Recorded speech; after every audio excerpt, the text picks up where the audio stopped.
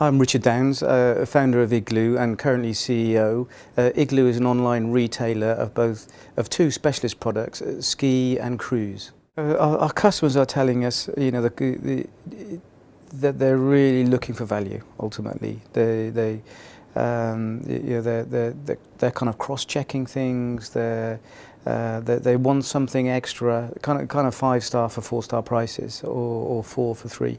It's not necessarily they're looking for cheap all the time. They are just looking for something. They're a little bit thrown into,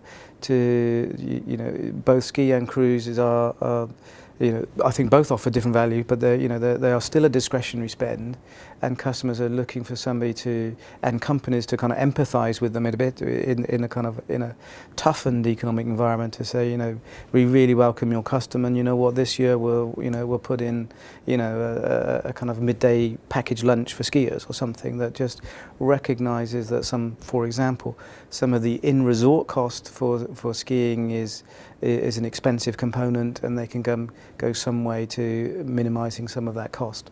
Trends that we see in the marketplace are undoubtedly, in ski, it's continued use of online and tablets and mobile devices, and in cruise it's still that kind of early stage channel shifting from kind of retail bricks and mortar to an online experience.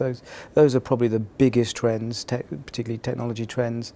And in terms of booking profile of customers booking later, more discerning customers needing a bit more hand-holding in the process.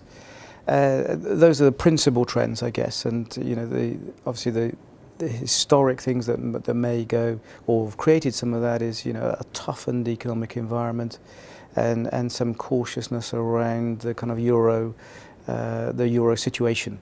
From a bonding perspective, I don't think we're going to achieve clarity for the consumer. I think we're still in a kind of wrong place, really, or imperfect place, where there are so many conflicts around between the status quo protectionism or it doesn't affect me, so I'll keep it from the door. And indeed the ramifications for liability or not.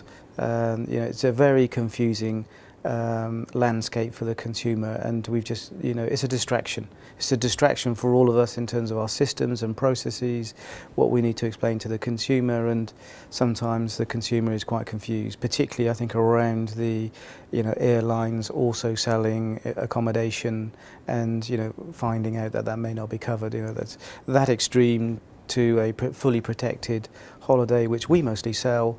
For example, they're miles apart in terms of protection, but the consumer may not see any difference between them. So we've a long way to go, and Flight Plus is a partial movement.